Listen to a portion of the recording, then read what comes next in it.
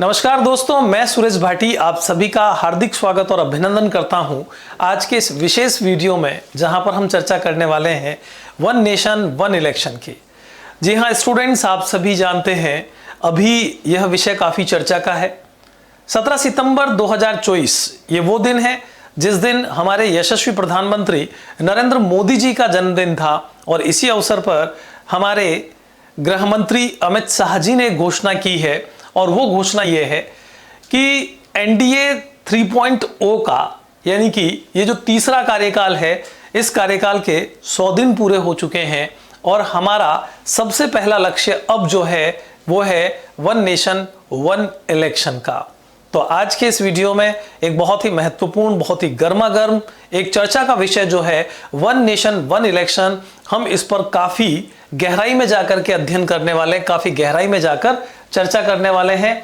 आप देख सकते हैं प्रधानमंत्री नरेंद्र मोदी जो कि तीसरी बार प्रधानमंत्री बने हैं।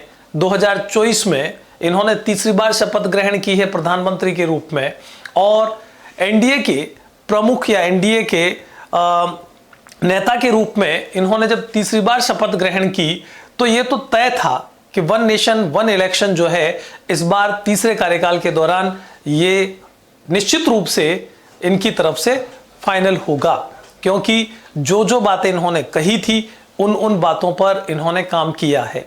आप देख सकते हैं जम्मू और कश्मीर से अनुच्छेद 370 को समाप्त करना, ये भारतीय जनता पार्टी के मैनिफेस्टो में बहुत पहले से था, तो उन्होंने ऐसा कर दिखाया। राम मंदिर अयोध्या में बनाना, उसको भी इन्होंने कर दिखाया। अब जैसा कि आप देख रहे हैं, दो और महत्वपूर्ण बातें हैं जिन पर काम अभी भी बाकी है, वन नेशन वन इलेक्शन और यूसीसी यूनिफॉर्म सिविल कोड जिसको कहा जाता है। तो जल्द ही आप देखेंगे तीसरी बार के इस कार्यकाल के अंदर आप इन सब चीजों को भी पूरा होता हुआ देख सकते हैं। लीजिए हम सबसे पहले यहां पर बात करते हैं, अगर वन नेशन वन इलेक्शन को लागू किया जाता है तो क्या बेनिफिट्स हैं इसके। सबसे पहले आप लोगों को मैं ये बताना चाहूंगा वन नेशन वन इलेक्शन का मीनिंग क्या है। इसका अर्थ है भारत में एक चुनाव होना चाहिए। लोकसभा का चुनाव अलग क्यों, राज्यों की विधानसभाओं के राज्य की विधानसभाओं के चुनाव अलग क्यों, फिर स्थानीय निकायों के चुनाव अलग क्यों। क्या चुनाव एक साथ नहीं हो सकते? बस यही वन नेशन वन इलेक्शन है। तो यहां पर आप देखेंगे सबसे पहली बात जो है वो है वित्तीय स्थिरता। वित्तीय स्थिरता का मतलब होता है कि अगर हम एक साथ एक पूरे भारत के चुनाव को संपन्न करवा देवें तो 5 साल तय करके मानिए कि अब एक सरकार को 5 साल तक जो भी प्लानिंग्स की है उस प्लानिंग पर काम करना है।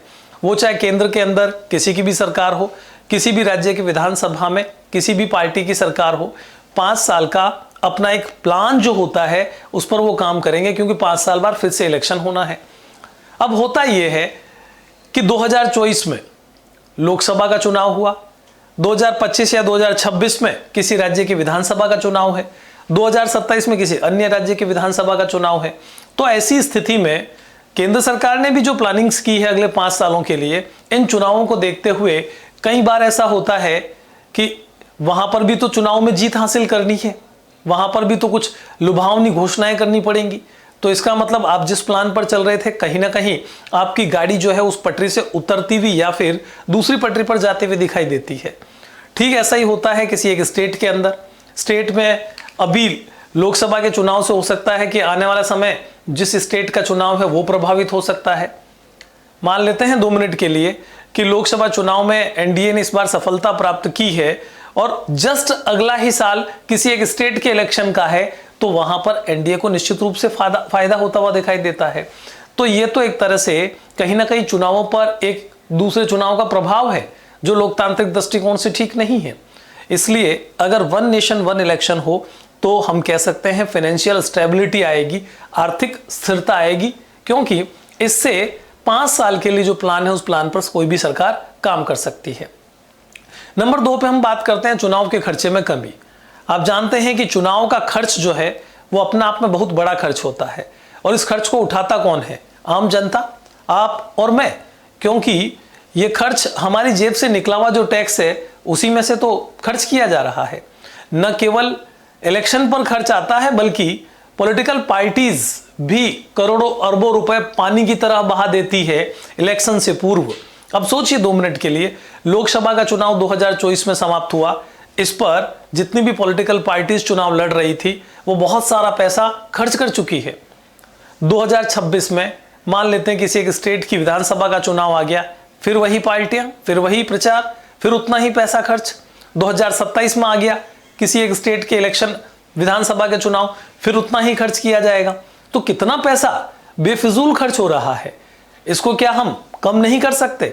ये भी एक इस वन नेशन वन इलेक्शन को लागू करने के पीछे सकारात्मक पक्ष कहा जा सकता है। तीसरी बात कही जाती है मतदान में वृद्धि।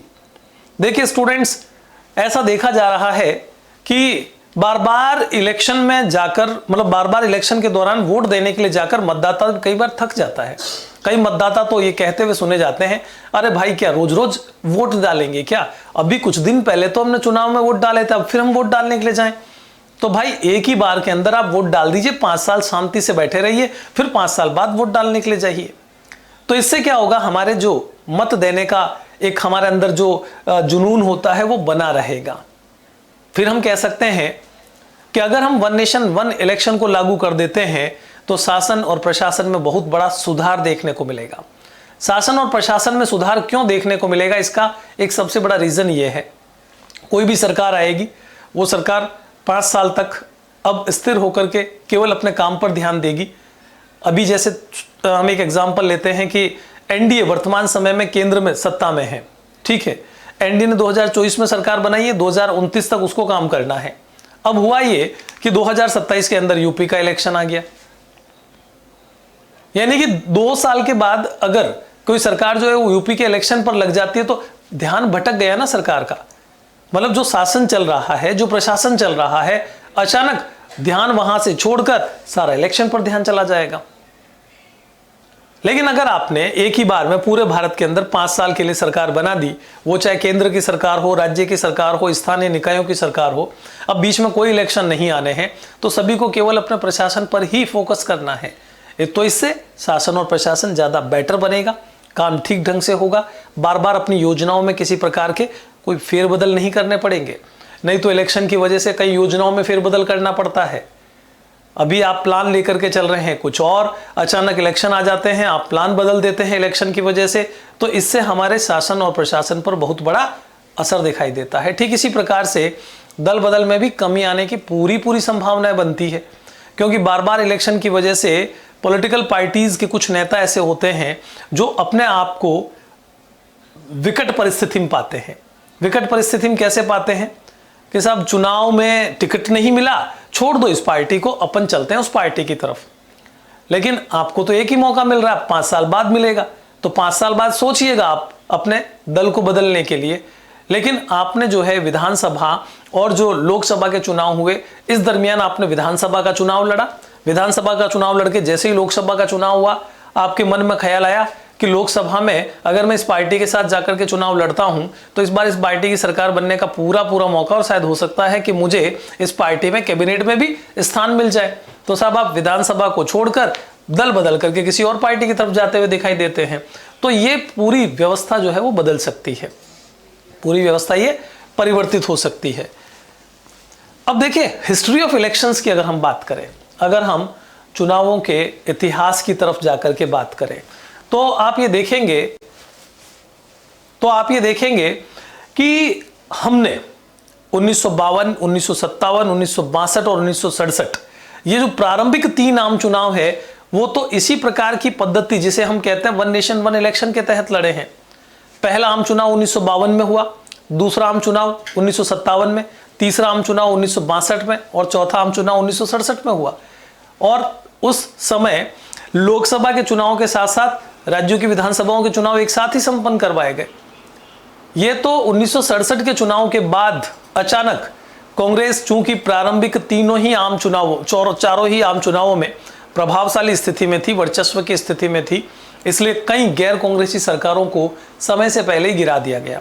आप देख सकते हैं 1957 की पहली गैर कांग्रेसी सरकार जो केरल में बनी थी, वो कम्युनिस्ट पार्टी व कुछ अन्य जो स्वतंत्र उम्मीदवार थे उनको लेकर के बनाई गई थी, लेकिन वो गैर कांग्रेसी थी, इसलिए उस सरकार को 2 साल के अंदर भंग कर दिया गया। और ऐसा हमने केवल केरल में ही नहीं बल्कि उसके बाद कई राज्यों की विधानसभाओं के साथ होते हुए देखा। अनुच्छेद 356 आर्टिकल 356 जिसके अंतर्गत संवैधानिक तंत्र विफल होने का आरोप लगाकर उस सरकार को भंग किया जा सकता है, ऐसी कई सरकारों को समय से पहले भंग किए जाने की वजह से पता चला कि कोई विधानसभा का चुनाव 2 साल में हो रहा है, किसी विधानसभा का चुनाव 3 साल बाद हो रहा है, किसी विधानसभा का चुनाव 4 साल बाद हो रहा है, तो अचानक ये विधानसभाओं का कार्यकाल ही बदल गया, चुनाव का समय ही बदल गया। बस वहीं से ये गाड़ी जो पटरी से उतरी वो अभी तक उतरी भी है। और यही कारण है कि जब 2014 में एनडीए की सरकार बनी, प्रधानमंत्री नरेंद्र मोदी बने, तो उन्होंने ये बात कही कि क्या हम वन नेशन वन इलेक्शन की तरफ नहीं जा सकते हैं, क्या हम उसी पद्धति को नहीं अपना सकते हैं जो पद्धति हम पहले से लेकर चल रहे थे। फिर आप देखेंगे कि 1983 के अंदर इलेक्शन कमीशन जो था उसने अपनी एनुअल रिपोर्ट के अंदर ये बात कही थी।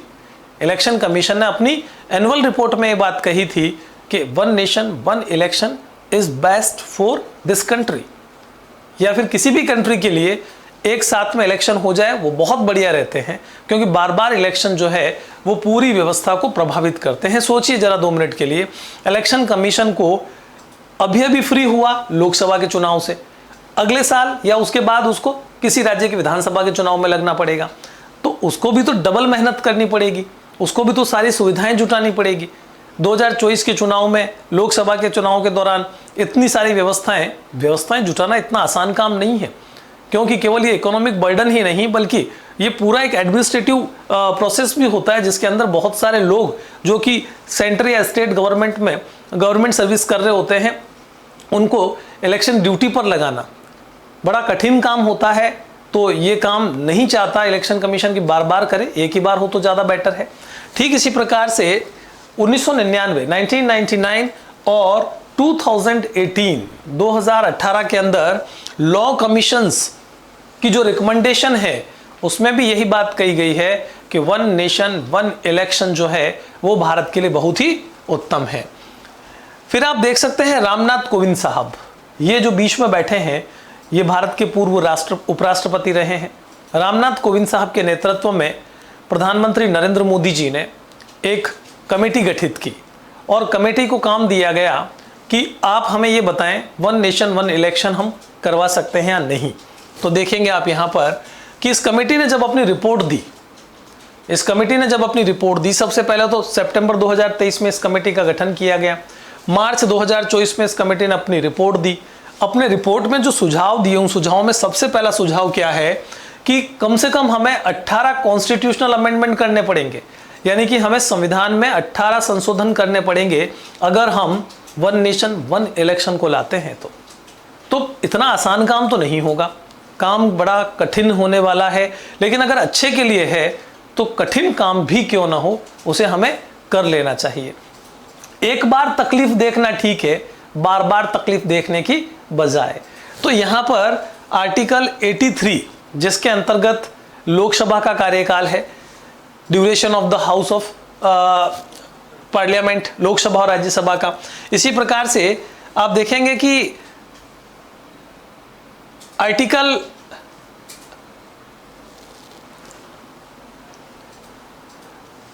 83 में जिस तरह से duration of the house of parliament यानी कि लोकसभा का कार्यकाल है, उसी प्रकार से राज्यों की विधानसभाओं के कार्यकाल के लिए अलग आर्टिकल है, उसमें संशोधन करना पड़ेगा।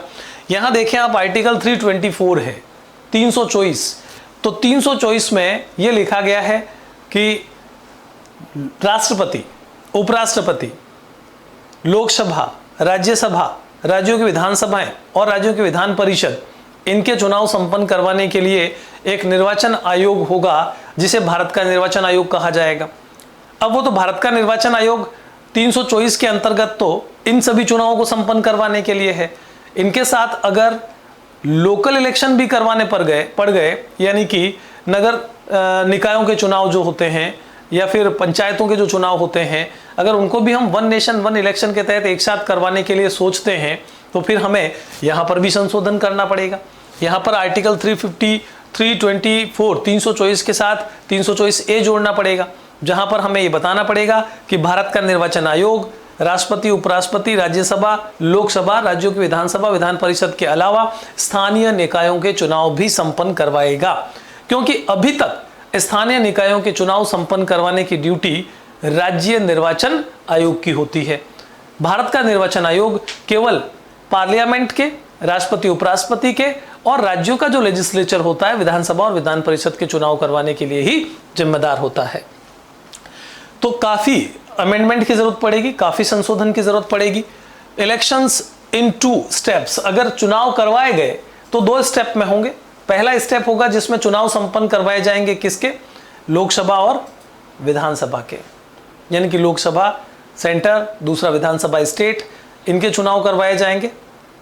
और साथ ही साथ लगभग 100 दिनों के अंतराल के अंदर ये जो ये जो स्थानीय निकायों के चुनाव है इनको संपन्न करवाया जाएगा।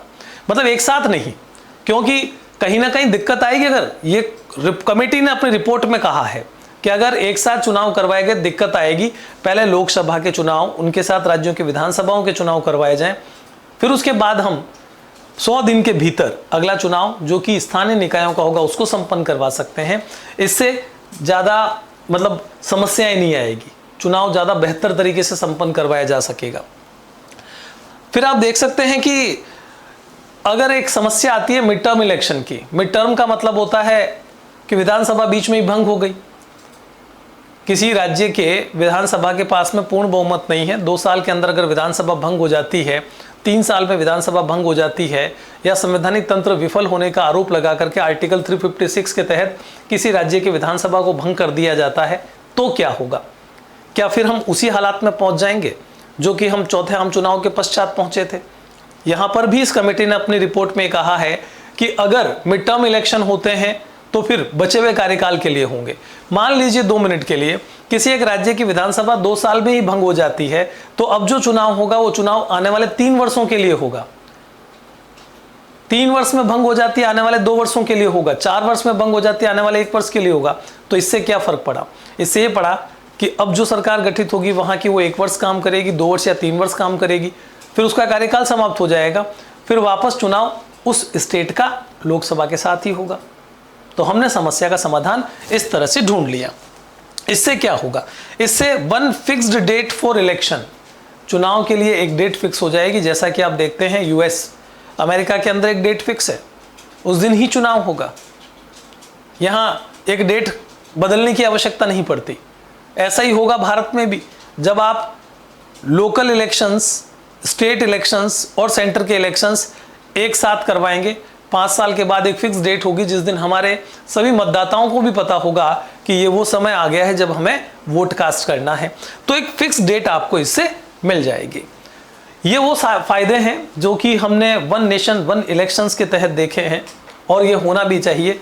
देखते हैं कि कब इस प्रकार का प्रावधान लाया जाता है, किस प्रकार इस व्यवस्था को लागू किया जाता है। इसके लिए मैं और आप सभी इंतजार करेंगे। Thank you.